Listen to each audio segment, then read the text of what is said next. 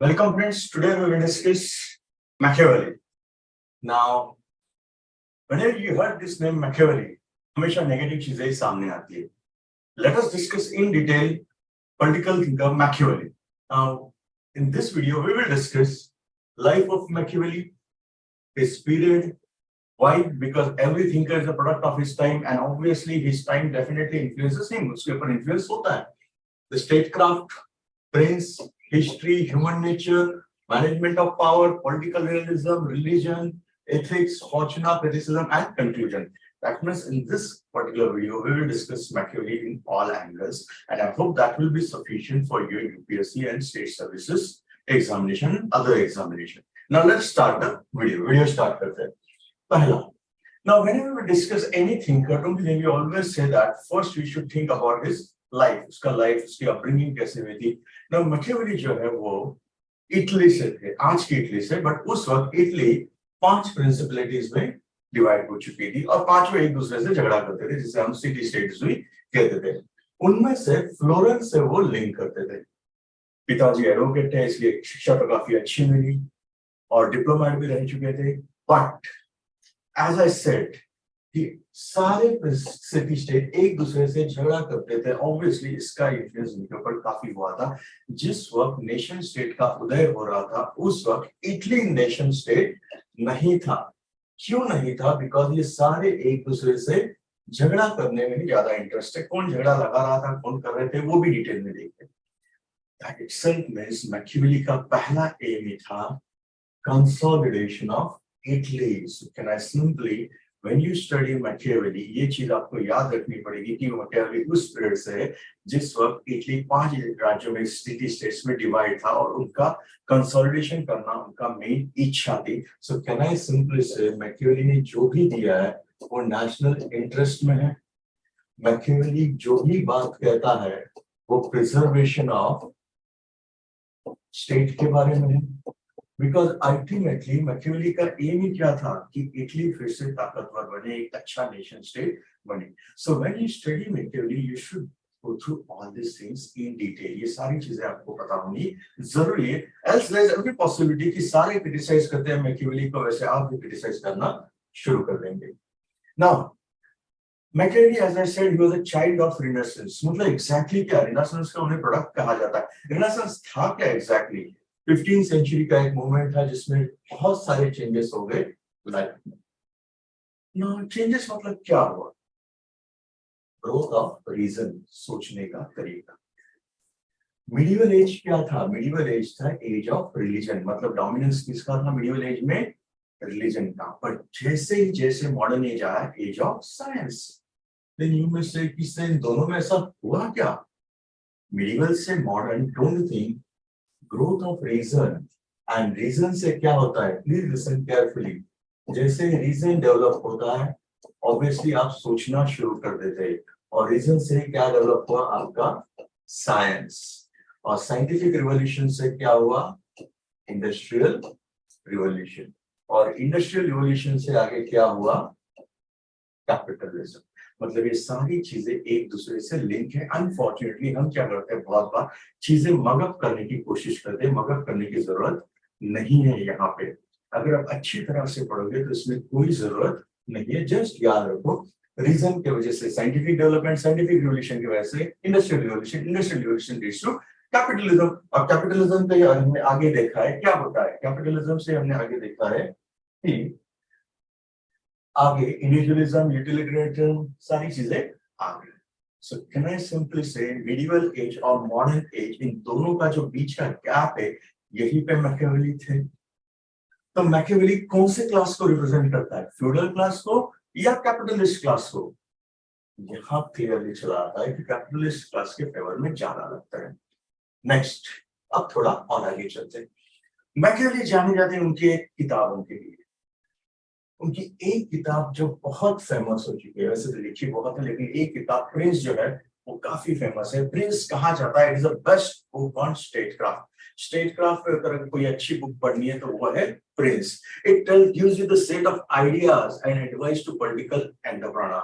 मतलब प्रिंस जो है वो आइडियाज देता है आपको कि किस तरह से स्टेटक्राफ्ट रन करना चाहिए। Discourse talk about Republic. Prince जो है वो काफी हद तक सक्सेसफुल हुए, मोस्ट सक्सेसफुल भी कहा जा सकता है। Then come the next question कि आपने कहा सर प्रिंस में उन्होंने स्टडी ऑफ स्टेटक्राफ्ट कहा है, बट स्टेटक्राफ्ट होता क्या है? Statecraft is nothing but management of power. मतलब स्टेट का कहना क्या है? Management of power. Then you might say कि sir what do you mean by power? Power is the ability to get the things done even if there is a resistance. Power can be of different types also. And Machiavelli gives you the realist view of the power. What does it mean? Machiavelli आपको पता था चीजें वैसे ही देखो जैसी है, मतलब he tells you what is। भाई चीजें ऐसी है ऐसी ही देखो, not what should be कि मुझे लगता है ये ऐसा होना चाहिए। प्लेटो आइडियल बात करता है, एथिक्स की बात करता है, मैकियावेली रियलिज्म की बात करता है कि चीजें जैसी है वैसी ही देखा करो, और उसी की वजह से काफी बार उसे क्रिटिसिज्म भी झेलना पड़ा। थोड़ा और आगे चलते हैं। नाउ अगर मैनेजमेंट ऑफ पावर है तो मैनेजमेंट ऑफ पावर के लिए कुछ चीजें तो उन्होंने बताई होंगी। यस, मैकियावेली का कहना है दो चीजें हैं जो काफी इंपॉर्टेंट है आपके लिए। दो चीजें कौन सी? आप कहोगे सर यहाँ पर एक ही लिखिए, यहाँ एक है, बट दो चीजें, एक है हिस्ट्री और दूसरा है ह्यूमन नेचर, वो भी हम देखेंगे। नाउ कम्स द क्वेश्चन कि फिर सर हिस्ट्री क्यों लिखा है आपने? See history is always the best guide to politics. So अगर आपको किसी भी पॉलिटिक्स के बारे में पढ़ना है तो मैं हमेशा कहूंगा पहले आपको क्या पढ़ना होगा? हिस्ट्री पढ़ना है, बिकॉज हिस्ट्री से आपके सारे डाउट्स क्लियर होते हैं। मतलब पॉलिटिक्स अच्छा पढ़ना है तो please go back to history. History पहले डिटेल में पढ़ो, because history will tell you many events, बहुत सारे इवेंट्स बताएंगे, इसलिए हिस्ट्री का पढ़ना बहुत जरूरी है। When you study history, at the same time when you observe the things, you come to know lot of things. So Machiavelli talks about those only. पहला मैंने कहा उसने इतिहास के हिस्ट्री के बारे में कहा। दूसरा मैकियावेली का कहना है कि ह्यूमन नेचर के बारे में आपको जानना जरूरी है। नहीं, यू में से कि सर हम तो प्रिंस है, हम तो राजा है, हम तो प्रिंस है। प्रिंस को क्या जरूरत है? प्रिंस को क्या जरूरत है कि वो ह्यूमन नेचर के बारे में, जनता के बारे में जाने? Please listen carefully. आप प्रिंस हो, बट प्रिंस को डील किसके साथ करना है? प्रिंस को डील हमेशा लोगों से ही करना है। प्रिंस को ये नहीं देखना है कि लोग कैसे होने चाहिए, प्रिंस को ये समझना है लोग ऐसे है और ऐसे है तो उनसे काम कैसे करवाना है या उनसे कैसे डील करना है, ये सबसे इंपॉर्टेंट है। दैट्स द रीजन मैकियावेली का कहना है अगर आप ह्यूमन नेचर अच्छी तरह से स्टडी करते हो तो आपका काफी फायदा होगा। तो ह्यूमन नेचर और हिस्ट्री कोई रिलेशन है? यस, अगर आप इतिहास देखोगे तो ह्यूमन नेचर काफी हद तक कुछ चीजों में कांस्टेंट है। तो इसके बारे में मैकियावेली ने काफी सारी अच्छी चीजें कही है, अब जिसे कुछ लोगों को बुरी भी लगती है। फॉर एग्जाम्पल, मैकियावेली का पहला कहना है कि ह्यूमन नेचर जो होता है वो सेल्फिश है। इज इट ट्रू और फॉल्स? ह्यूमन से कि सर आप बहुत नेगेटिव बोल रहे हैं, बट ह्यूमन नेचर सेल्फिश होता है कैसे? वो हमेशा अपने बारे में सोचता है, किसी और के बारे में नहीं सोचता। तो मैकियावेली का यही कहना है कि भाई ह्यूमन नेचर सेल्फिश है, तो ये मत सोच कि मैंने कभी उसे मदद की थी इसलिए वो मुझे मेरे साथ लॉयल रहेगा। नहीं, जब भी उसे मौका मिलेगा वो आपको डिसीड करने में भी पीछे नहीं हटेगा, क्योंकि वो ग्रीडी होता है।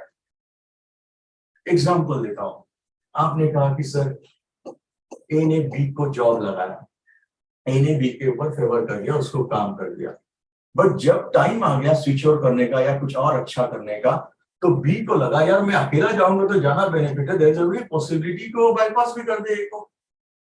मतलब क्या? आपने जो मदद की थी उसका कोई लेना देना नहीं, लोग आपकी मदद जल्दी भूल जाते हैं। They are ungrateful. सुनने में शायद थोड़ा गलत लगेगा बट यही ट्रूथ है। लोग ग्रीडी होते हैं, सेल्फिश होते हैं, जहां उन्हें लगता है कि ये उनके हित में है वही सोचने लगते हैं और वही उनका निर्णय बदल जाता है। सो व्हाट मैकियावेली सेज, अगर लोग सेल्फिश है, लोग अगर करप्ट है, तो प्रिंस को ऑनेस्ट होके क्या फायदा है?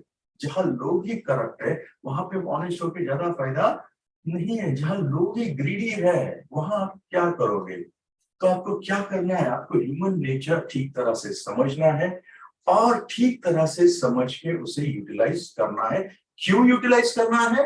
बिकॉज आपको स्टेट क्राफ्ट रन करना है, स्टेट रन करना है, मतलब सब कुछ क्यों करना है? For the preservation of state. Please Machiavelli कुछ भी अपने सेल्फिश इंटरेस्ट में नहीं बोला, उसका अल्टीमेट एम एक ही है, national interest and preservation of state, और उसके लिए जो भी लगता है वो करना जरूरी है।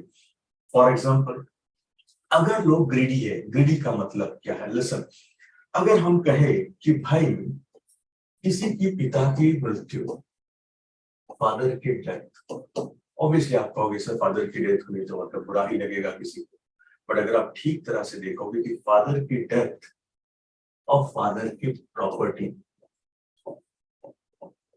इनमें अगर आप दो चीजों में डिफरेंस देखोगे तो देयर इज एवरी पॉसिबिलिटी कि इंसान अपने पिता की मौत भूल सकता है, लेकिन उसकी प्रॉपर्टी अगर किसी ने छीन लिया, उसके बारे में कुछ हुआ, तो कभी भूल नहीं सकता।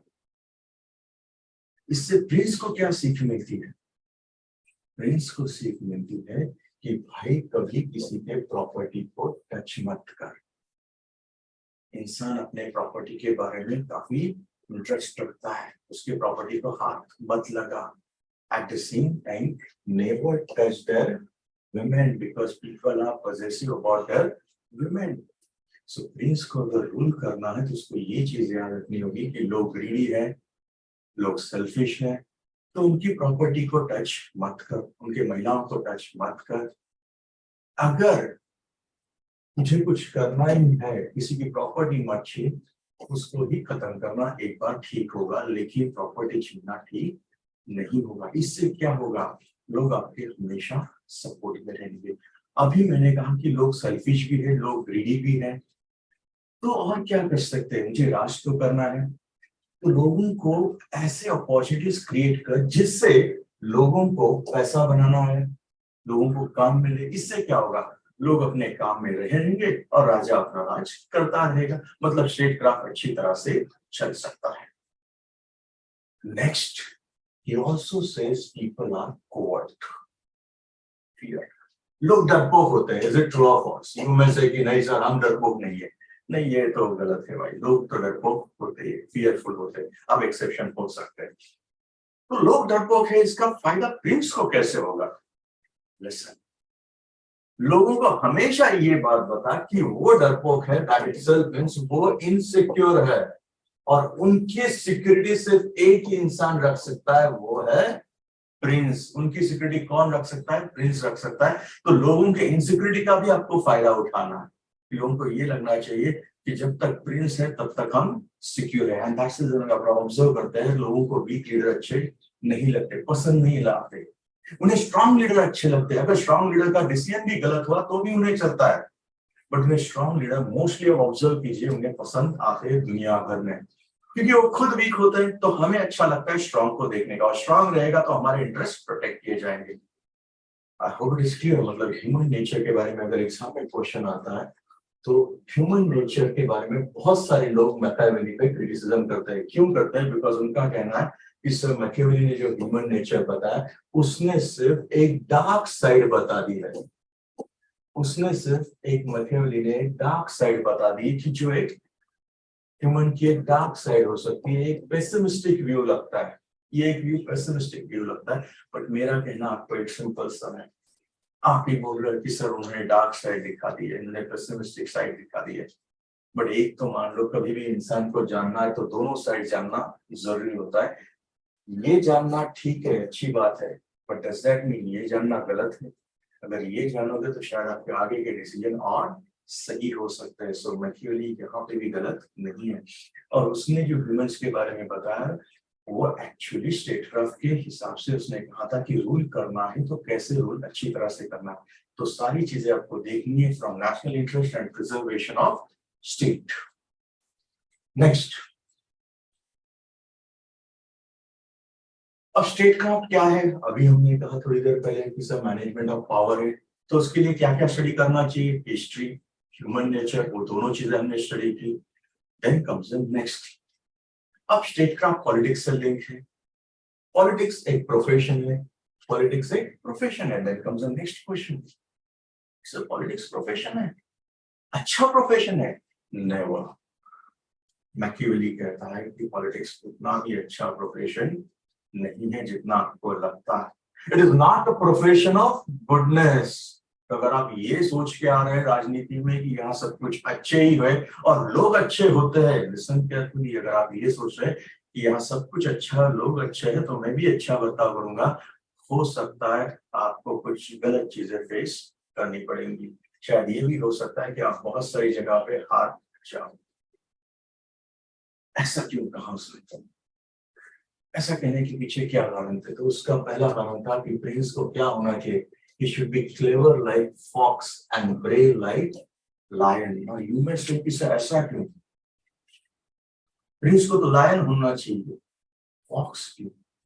रिपीट करता हूँ, लायन होना चाहिए, ठीक है सर, ताकतवर होना चाहिए, बट उसको फॉक्स क्यों होना चाहिए? लिसन, लायन आपको क्या दिखाता है? लायन डेफिनेटली दिखाता है आपको ताकत।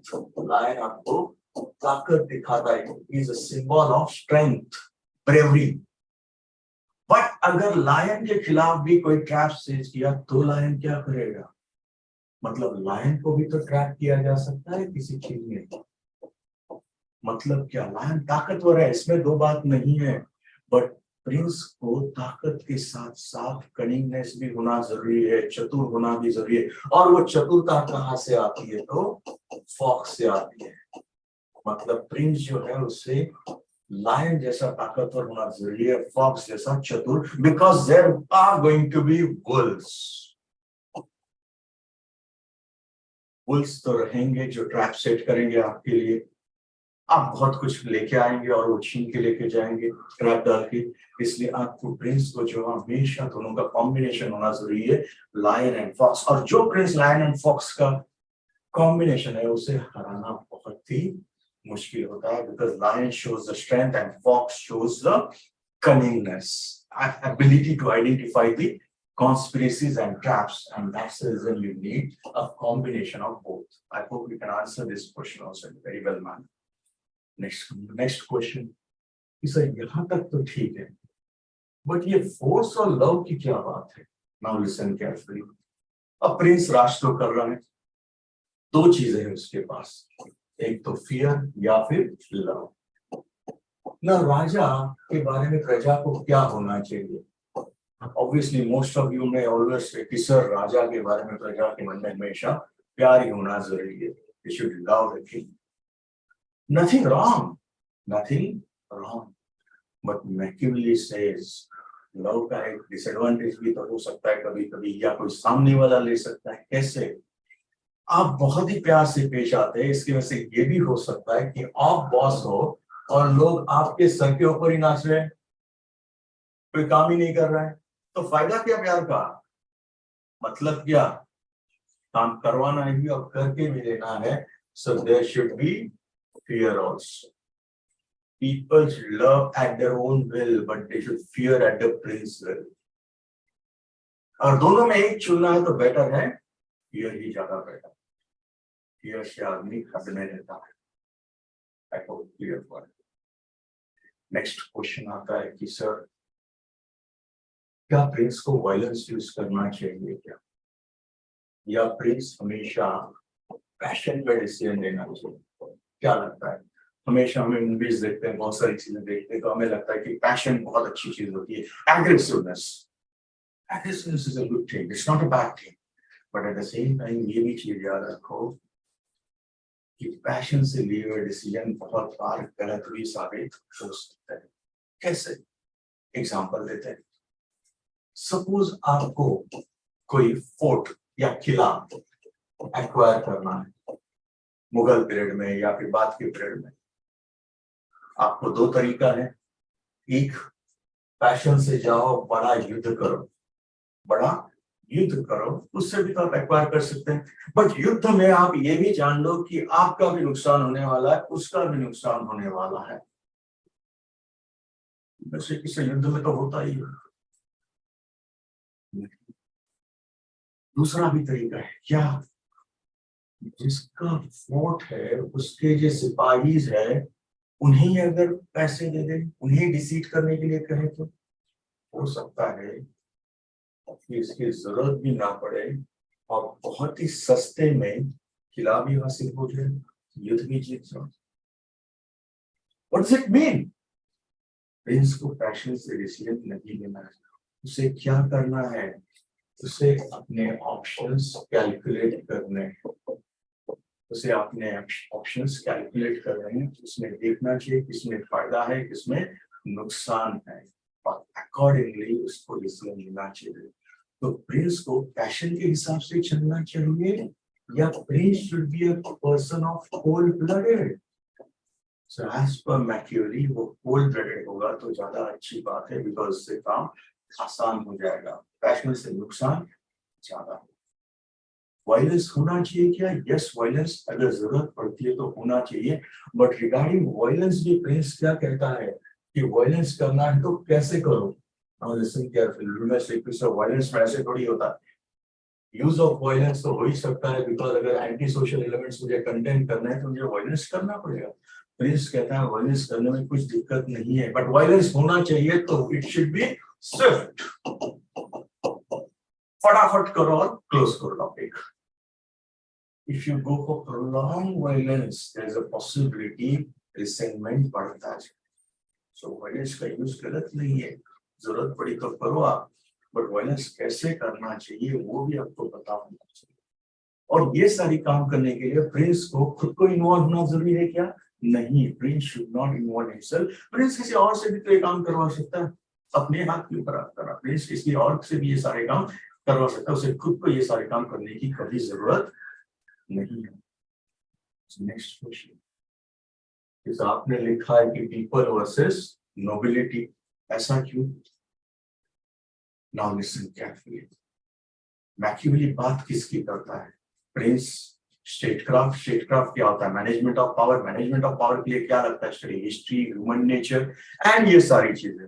तो यहाँ पे पीपल और नोबिलिटी क्यों आया? लिसन, अब जो प्रिंस है उसको मेन धोखा किससे होगा? एक साइड है नोबिलिटी और दूसरी साइड है कॉमन मैन। क्या लगता है आपको प्रिंस को धोखा किससे हो सकता है? थ्रेट किससे हो सकती है? लोगों से नहीं। हमने थोड़ी देर पहले इस पढ़ाई की कि लोग सेल्फिश होते हैं, कोवर्ड होता है, फियरफुल होता है, ग्रीडी होते हैं, अनग्रेटफुल होते हैं, तो उन्हें हम अच्छी तरह से मैनिपुलेट कर सकते हैं। इनकी ज्यादा अपेक्षाएं नहीं होती, बस उनकी प्रॉपर्टी, उनकी विमेन को टच मत करो, उनको एम्प्लॉयमेंट, उनका जो कि इकोनॉमिक एक्टिविटी वो कंटिन्यू रहने दो, यही लोगों की इच्छा होती है। तो can people go against prince? Very rare, मतलब ये जाने के चांसेस कम है।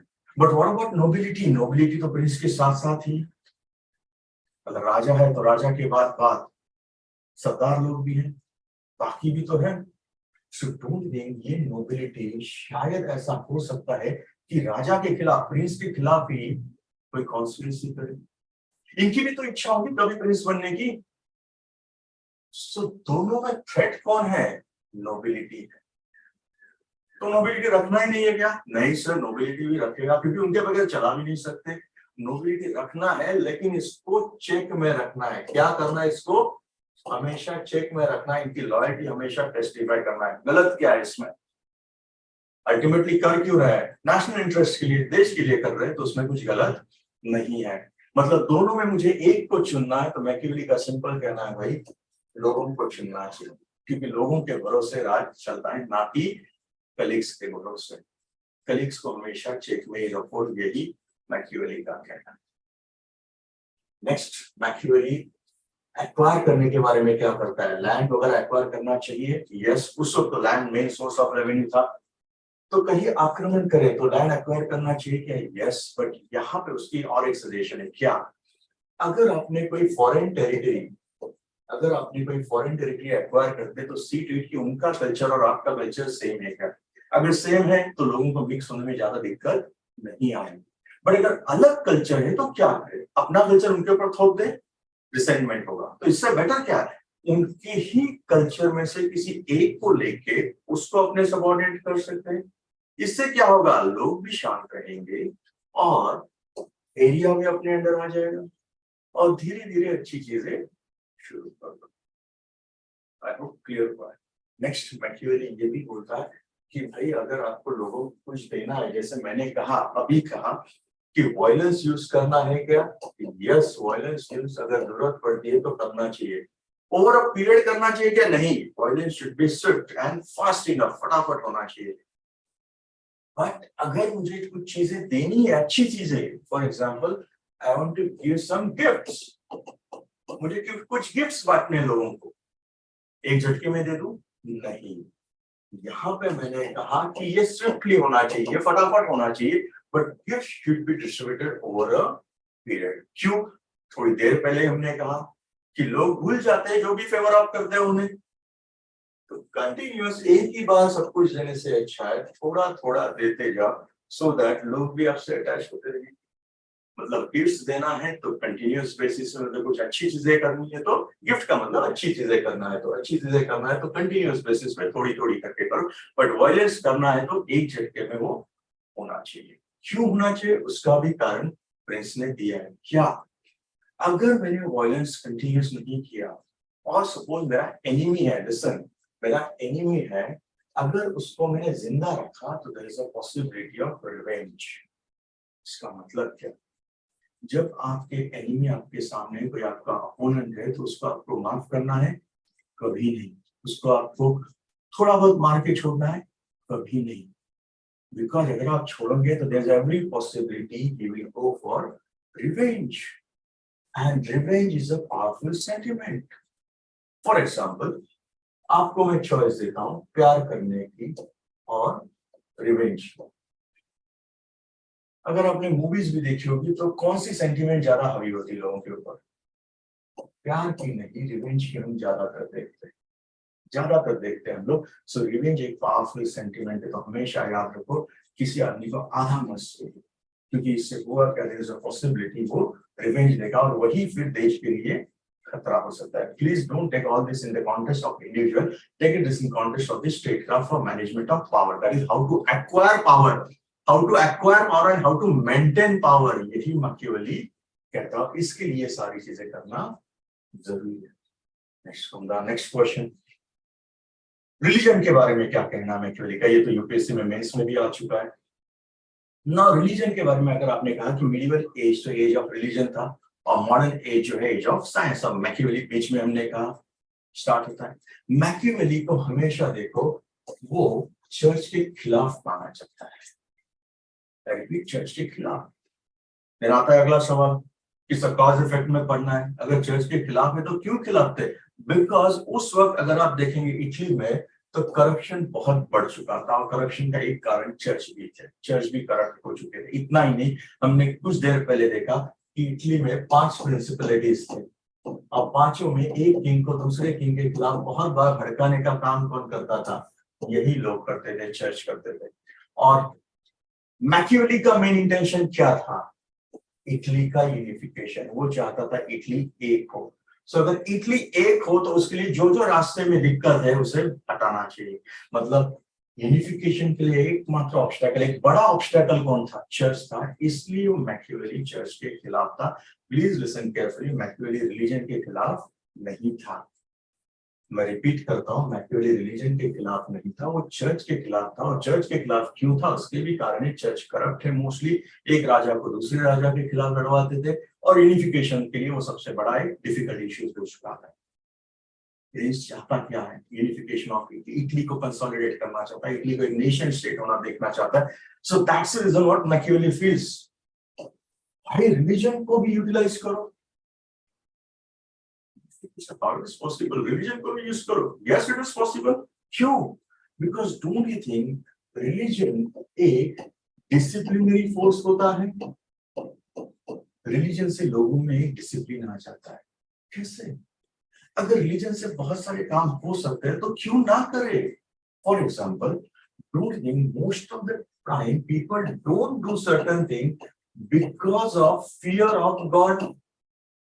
क्या मैं सही कह रहा हूं या गलत कह रहा हूं कि मोस्ट ऑफ द टाइम लोग नहीं करते कुछ काम? क्यों? भाई भगवान से डर। चोरी करना गलत बात है, खून करना गलत बात है, मतलब लोग किससे डरते हैं? भगवान से डरते हैं। और अगर इसके वजह से काम होते हैं, स्टेट क्राफ्ट में मदद होती है, तो उसमें गलत क्या है? मतलब अगर रिलीजन का यूटिलिटी है तो प्रिंस को क्या करना चाहिए, ये भी यूटिलाइज करना चाहिए, इसमें कुछ गलत नहीं। Does that mean Prince was immoral? नहीं, ये मानना तो गलत होगा, ये थोड़ा आगे चल के देखिए। आई होप रिलीजन के बारे में तो आपको व्यूज क्लियर हो चुके हैं। अगला है एथिक्स। नाउ व्हेन यू से एथिक्स, एथिक्स के बारे में तो सभी ने कहा है, गांधी जी ने कहा है, बहुत सारे थिंकर्स ने, एरिस्टोटल, प्लेटो, सोक्रेटिस, बहुत सारे। बट यहां मैकियावेली आता है जो कि एग्जैक्टली उल्टा कहता है कि politics is not ethics, separation between politics and ethics. दोनों के बीच में सेपरेशन करना चाहिए। बहुत बड़ा झटका लगा, क्योंकि सोक्रेटिस हो, प्लेटो हो, एरिस्टोटल, हम क्या कहते हैं, एथिक्स होना जरूरी है, और ये क्या कह रहा है, एथिक्स से अलग है पॉलिटिक्स, दोनों को सेपरेट कर दो। तो हमें लगता है कि भाई ये तो इमोरल आदमी है, ये ठीक नहीं बात कर रहा है। ऐसा क्यों? Listen carefully. ऐसा नहीं कि मैकियावेली एथिक्स के बारे में नहीं, but what is important, preservation of state, ये सबसे इंपॉर्टेंट है, ना कि आपके एथिक्स। कैसे? लेट अस से एग्जांपल, प्रिंस बहुत इथिकल है, इथिकल आदमी वो हर काम प्रिंसिपल से करता है, वैल्यूज से करता है, बट उसके इथिक्स की वजह से, उसके वैल्यूज की वजह से अगर देश को नुकसान होता है, स्टेट को नुकसान होता है, तो जिम्मेदार कौन है? प्रिंस। हाँ, क्या जनता उसे माफ करेगी? कभी माफ नहीं करेगी। बट वही प्रिंस अगर स्टेट के लिए इथिक्स नहीं यूज कर रहा है, इथिक्स छोड़ के कुछ काम कर रहा है, बट एंड अगर अच्छा मिलता है तो वही लोग उसके बारे में अच्छा कहेंगे। What does it mean? And justify means, अगर एंड अच्छा है तो सब कुछ अच्छा है, इथिक्स का कोई लेना देना नहीं। मतलब क्या? पब्लिक मोरालिटी अलग, प्राइवेट मोरालिटी अलग। नागरिक मोरल है, मोरालिटी है नागरिकों की है, अच्छी बात है, बट प्रिंस इंडिविजुअल अलग है और स्टेटक्राफ्ट अलग चीज है। उसके खुद के लिए वो नहीं सोच सकता, उसे जो भी सोचना है वो देश के लिए, स्टेट के लिए सोचना है, प्रिजर्वेशन ऑफ स्टेट के लिए, and that's the reason he talks about dual morality. क्योंकि हर बार आप इथिक्स की बात करोगे, अच्छी चीज है, बट भाई आजू बाजू में अगर सारे वुल्स ही हो तो क्या करोगे? आप सीधे रास्ते जा रहे हो, बट सामने वाले अगर टेढ़े रास्ते जा रहे हो तो आप क्या करोगे? अगर सामने वाला बार बार आपके इसमें ट्रैप डाल रहा है, गलत चीजें यूज कर रहा है, तो आप क्या करोगे? नहीं भाई, हम इथिक्स से ही जाएंगे। ये नहीं चल सकता, रिस्की है, और पॉलिटिक्स बहुत ही रिस्की है। पॉलिटिक्स एक ऐसा फील्ड नहीं है कि जहाँ सब कुछ अच्छा है। यहाँ पे ट्रैप्स है, यहाँ पे कॉन्स्पिरेसी है, यहाँ पे वुल्स है, यहाँ पे खराब लोग भी है, सबसे डील करना है। और सबसे डील करके क्या करना है आपको? राज करना। राज क्यों करना है? बिकॉज प्रिजर्वेशन ऑफ स्टेट करना है, नेशनल इंटरेस्ट के लिए करना है। So when he talks about politics and ethics separate, there's nothing wrong in it. He talks about dual morality. He talks about aim justify means. I agree. यहाँ पे आप definitely कहोगे कि सर गांधी जी तो उल्टा कहते थे, it's a means अच्छे होने चाहिए, एंड ऑटोमेटिकली क्लियर किया जाएगा।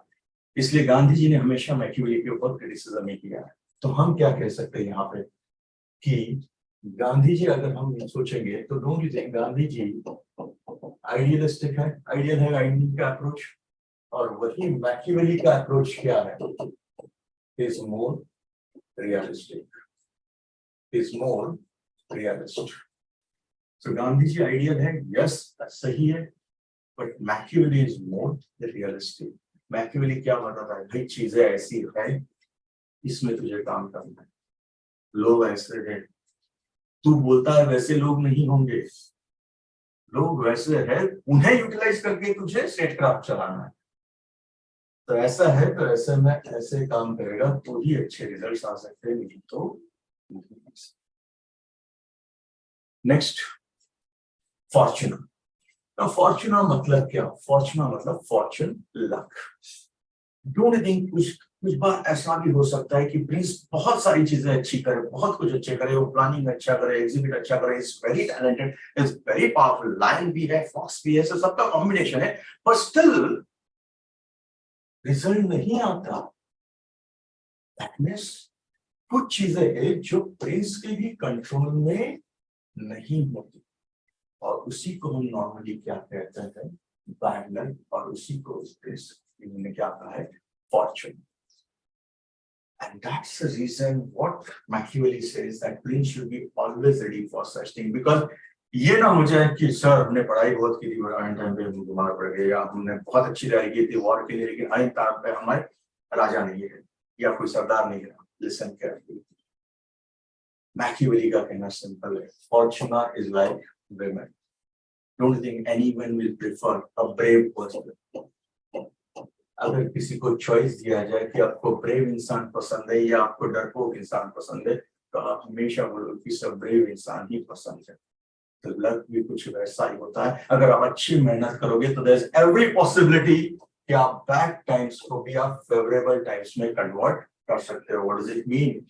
अगर आप ब्रेव हो, सोच समझ के ना, यूनिवर्सिटी से ब्रेव होके भी तो ट्रैप हो सकता है, बैड लक हो सकता है, यस हो सकता है। एग्जांपल देता हूं, चलो लेट अस सी एग्जांपल।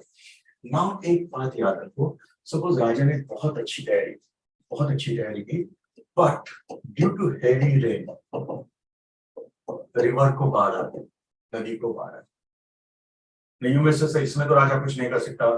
अब ब्रेव होके फायदा क्या, अब प्रिपरेशन करके फायदा क्या? लिसन, ये तो आपने डिसाइड किया ना कि ये चीजें हो सकती है, टॉरेंशियल रेन हो सकता है, रिवर को बाढ़ आ सकती है। अरे भाई, अगर रिवर को बाढ़ आ सकती है तो इतना तो सोच, रिवर को ऊपर डैम भी तो बना सकते हैं। मतलब क्या, उसी बैड टाइम्स को आपने किसमें कन्वर्ट कर दिया? Favourable time. लक भी उसी का साथ देता है जो मेहनत ज्यादा करता है। मेहनत इतनी करो कि लक भी आपके फेवर में आ जाए, ऐसी कहावत कहा जाता है। सो मैकियावेली क्या कहता है? फॉर्चूना है, बट हम बैड लक को भी गुड लक में कन्वर्ट कर सकते हैं। तैयारी अपनी होनी चाहिए। Now comes to the last point, that is criticism. Machiavelli को क्रिटिसिज्म तो बहुत लोगों ने किया। ऐसे भी कह सकते हैं कि मेजॉरिटी लोगों ने, अगर सबसे ज्यादा क्रिटिसाइज थिंकर कोई है तो वो है मैकियावेली। पहला ही है सबाइन। सबाइन ने कहा है कि मैकियावेली के thoughts are narrowly dated and narrowly local. ये क्वेश्चन एग्जाम में भी आ चुका है। नाउ लिसन केयरफुली, क्वेश्चन बहुत आसान है, अनफॉर्चुनेटली हम रट्टा मारने जाते हैं। ऐसा क्यों कहा है वो पहले देखो। Narrowly dated, narrowly local. Dated का मतलब है, मैं सामने लिखता हूं, डेटेड का मतलब है टाइम स्पेस, डेटेड का मतलब time, and narrowly local. Local का मतलब है एरिया, या जिसे हम स्पेस कहते हैं। मतलब सबाइन का कहना है कि मैकियावेली ने जो भी कहा है वो इटली में रहता था और उस वक्त रहता था। रिनासेंस का प्रोडक्ट है, इज अ चाइल्ड ऑफ रिनासेंस। शायद उसके वजह से इसके इतने नेगेटिव थॉट्स थे। शायद मैकियावेली अगर कहीं और पैदा होता तो उसके थॉट ऐसे नहीं होते। कुछ हद तक हम मान भी लेते, बट ये बात आपको माननी पड़ेगी कि मैकियावेली तो उस वक्त का था, उस जगह का था, लेकिन आज भी उसके थॉट इंपॉर्टेंट है। नहीं तो आज हम पढ़ते ही नहीं इतने थॉट, आज हम इतना पढ़ते ही नहीं। तो मैकियावेली की चीजें आज भी इंपॉर्टेंट है क्या? यस, और आज भी इसीलिए ये सारी चीजें पढ़ी जाती है। कहा जाता है कि मैकियावेली ने पेसिमिस्टिक व्यू दिया है पॉलिटिक्स का। एग्रीड, ह्यूमन नेचर का भी पेसिमिस्टिक व्यू दिया है, but as I earlier said, भाई एक साइड आपका कहना है कि मैकियावेली ने दिखाई जो कि पूरी नेगेटिव्स है। आपका कहना है इंसान या पॉलिटिक्स की दूसरी भी साइड हो सकती है, वो पॉजिटिव हो सकती है। एग्रीड, बट दूसरी साइड पॉजिटिव है, इसका मतलब ये तो नहीं ना भाई कि पहली साइड पढ़ना ही नहीं। Rather, don't think you should give credit to Machiavelli that he has shown you the dark side of politics, dark side of the human nature. उसके लिए उसके आभार मानने चाहिए। But instead of that, we criticize. Next, Gandhi ji का कहना है politics without ethics and religion is like a death trap. Yes, Gandhi का मानना भी सही है, but as I said, Machiavelli was realist. Political realism उनसे ही स्टार्ट हुआ है ज्यादातर। सो उनसे ये अपेक्षा करना कि भाई आइडियल बातें करो, ये तो नहीं होगा। लिसन केयरफुली, अगर आप सारे थिंकर्स पढ़ोगे फ्रॉम सोक्रेटिस से लेके आप हन्ना अरेंट तक, प्लेटो के बारे में तो बहुत अच्छा कहा जाता है, बहुत अच्छा कहते हैं, बट मोस्ट क्रिटिसाइज अगर हम देखेंगे तो वो है Machiavelli, and he has been criticised for telling truth. मतलब सच बोलने की भी सजा होती है, और वो सजा मैकियावेली को मिली।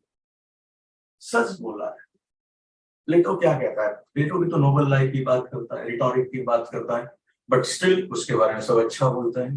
बट वही मैकियावेली आपको सच बताता है, तो that's the reason he is most criticised. ये घटके ही है कि आपने सच बोला और उसकी वजह से आपको सजा मिली। Don't think everyone is Machiavellian in politics, but no one accepts, agree or disagree. कहीं ना कहीं हम सब या हमें या मोस्ट ऑफ लोगों में मैकियावेलियन टेक्निक्स को एक्सेप्ट है। मैकियावेलियन होता है बट कोई एक्सेप्ट नहीं करता, दूसरे को बोलता है यार इसमें मैकियावेलियन टेक्निक्स रखना है। मैकियावेली है जिसने पॉलिटिक्स की रियलिटी ऑफ पॉलिटिक्स दुनिया के सामने देखी, dark nature of human and politics जनता के सामने। मैकियावेली बताता है आपको चीजों को वैसे देखो जैसे वो है, ना कि वो होनी चाहिए। He was a child of his time, मतलब उस पीरियड से था, इसलिए उसका इम्पैक्ट उसके ऊपर काफी ज्यादा है।